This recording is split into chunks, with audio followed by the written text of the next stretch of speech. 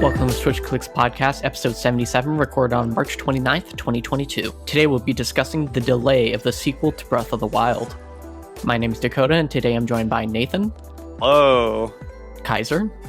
Hello. And Tyler. Hello.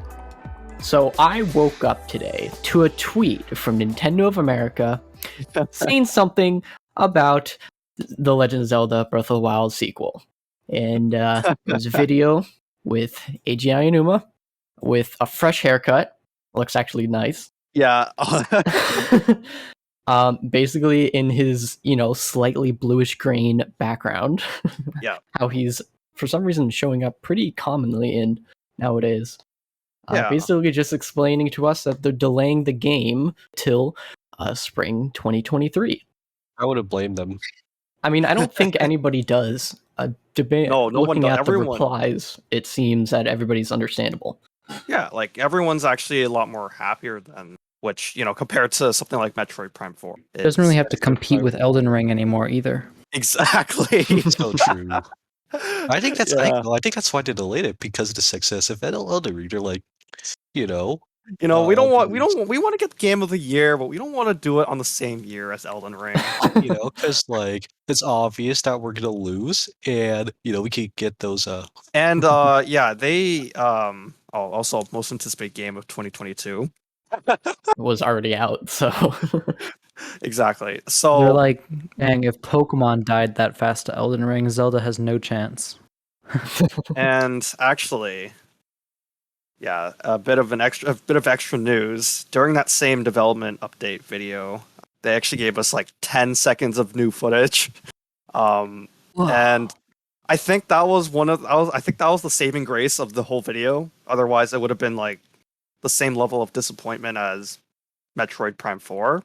Well, maybe not as big of maybe not as big, but still to a similar extent. yeah, everybody's kind of the Zelda community is just gonna take apart that 10 seconds for the end of time. Oh, they've already done it. They've like. That's with like any fans of any game, really. It's like, holy crap, we have 5 seconds. Let's analyze the skin detail of this character. Of course, yeah. That's what fans do. I would hope they would do that, or else then the talk about the game is just going to die quickly. Yeah, but then comes the whole wrong speculation thing, where they just kind of forget that something else in the franchise exists already.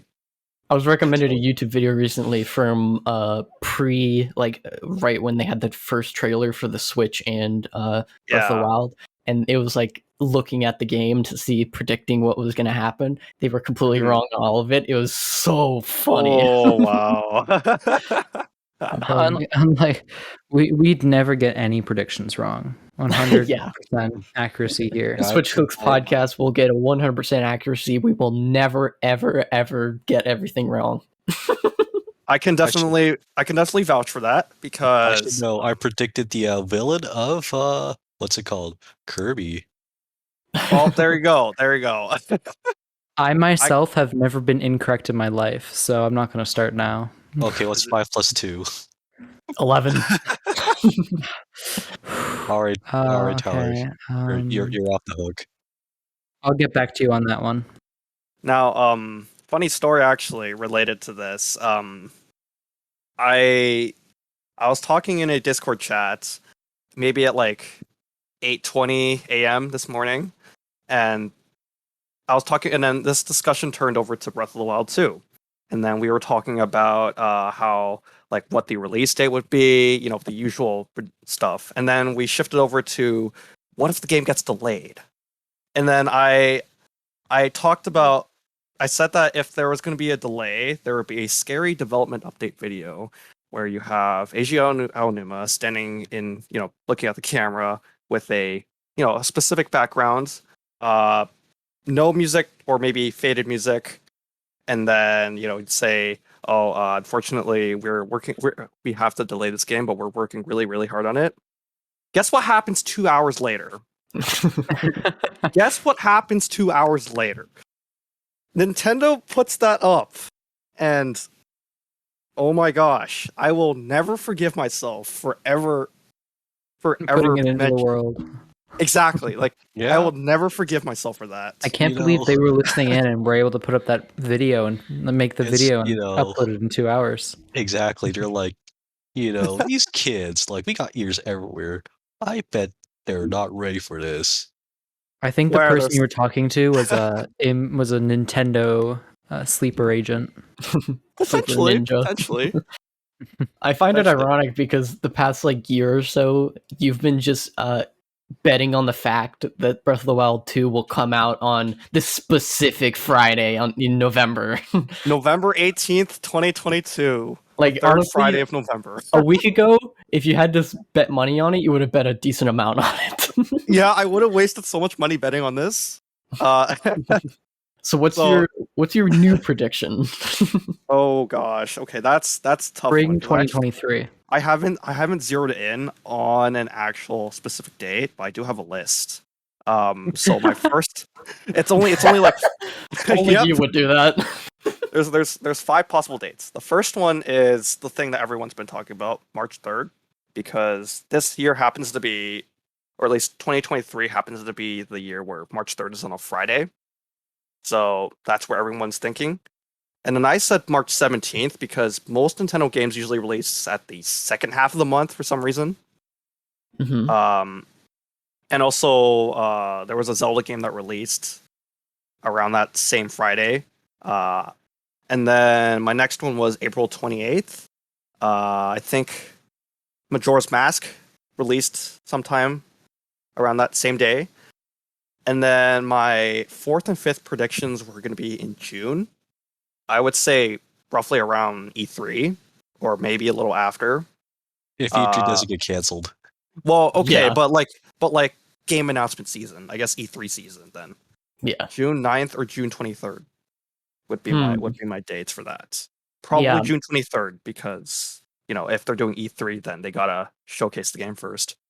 See, March 3rd would be perfect, and it's also within the first financial quarter with Nintendo, so they could still show the statistics for how the game sold in April-ish. April would be a weird time to release the game, I think, because then again, based on quarterly sales, they can't really tell people until the quarterly comes up. I believe June, after June, that would be in July. Yeah, it'd be a really long time for them to report on that. There's time? And then releasing the game in June is also a little odd because they'll have to, I guess, cross promo it with their E3 announcements. Yeah, like they'd have to cram it in there. Like it couldn't, especially if they're showcasing a bigger game that year too. Yeah. Metroid Prime 4. Well, I think that delaying the game is very healthy. That means the game is at least going well, and because of COVID and whatnot, they did probably have to delay it a few times internally. And then also this year we have this this holiday season is full with Pokemon and Xenoblade. Yeah, there's just this overabundance of open world games this year. I think it's a well-deserved delay. It also would have been funny. There'll be a lot of oversaturation, yeah.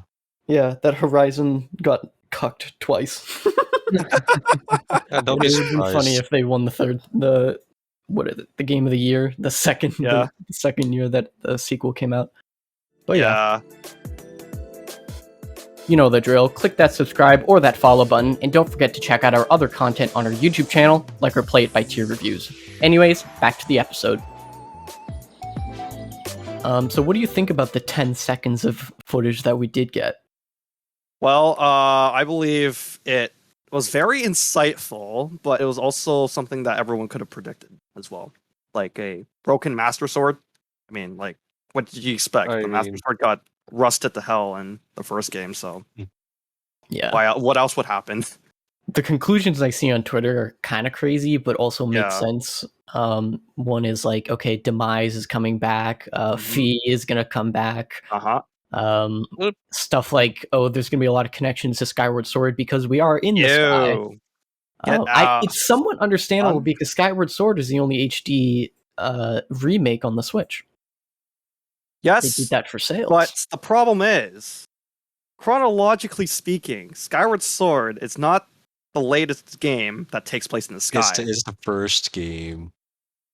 Oh. It's the first game, but not the latest. Yeah. And I think that's the issue that goes around with the speculation part of it. It's that a lot of people don't realize that there are other Zelda games out there that Wait, have there's some Zelda sort of games? setting in the sky. Yeah, you have Minish Cap. Exactly. That's the one I want. Which is my favorite Zelda game, actually. And the Minish Cap is the thing I find the most important, actually, but often forgotten because Because what's his name? you're not really taking place in the sky. You're taking place in a small world, right? Like, yeah, You're what's gonna his play name? literally. The director of the Breath of the Wild and the sequel. I forgot his name. I think he was the Ouch. one who also directed the Minish Cap, and I believe, based on the concept art of the first game, it's gonna relate more to that than it would Skyward Sword. Like, sure, you still get Demise and Fire Fee. I don't know how you pronounce that, but E5 there's definitely a level of speculation going on that certainly more than what we had yesterday for just a mere 10 seconds. And I gotta say, like, It could be less. it could be less, but for 10 seconds, I'm a little surprised. Hmm.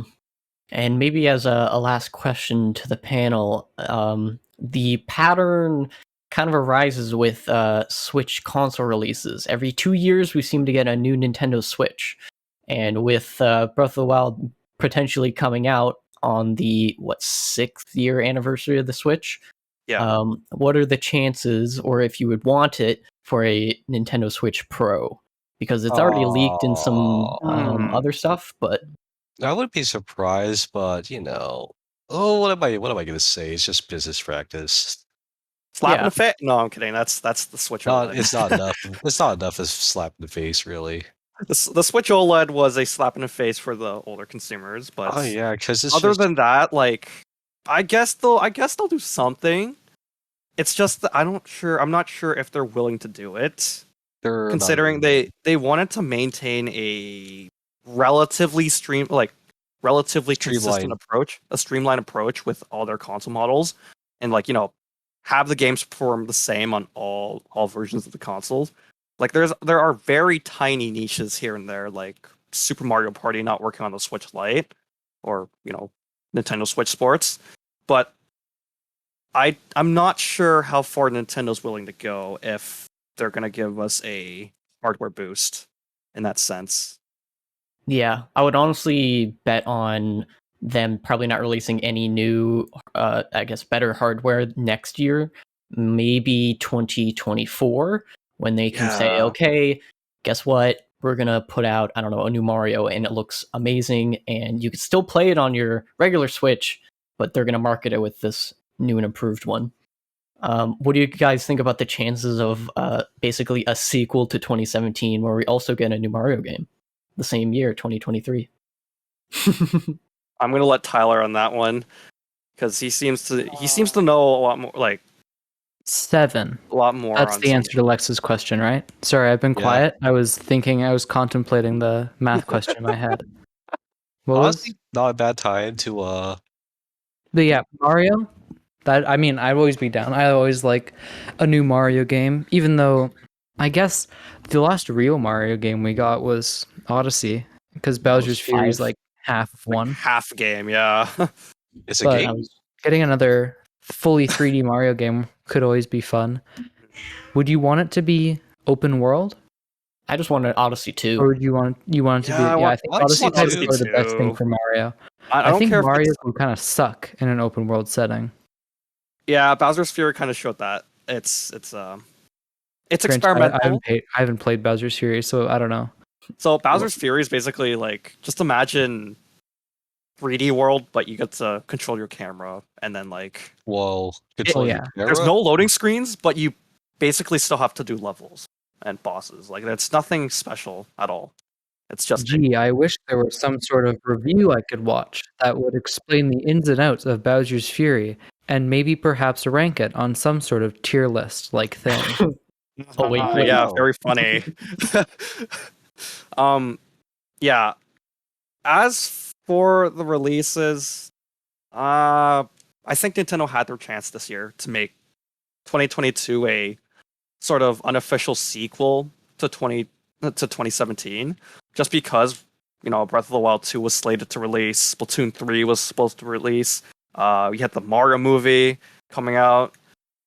I It's want another trailer for that Mario movie. Or I want a trailer. a trailer. I want A to hear trailer. another. I want to hear a full crappy trailer. So I think the chances of a 2017 sequel is not going to happen, just because that boat has sailed for sure. The ship has sailed. Fair enough. Yeah, it could be worse. Unless they delay Splatoon 3. Please don't. Please don't. That's my multiplayer game of the summer. Look, Nathan. You already jinxed yourself once. Oh, okay. So now you're blaming me. For this. Hey? Of course, I'm gonna blame you. Listen, if Splatoon 3 is delayed, I will never forgive you. All right, I will. Splatoon 3 is gonna be delayed. No, please. If I you will. suddenly stop seeing Nathan in the podcasts, there's a reason.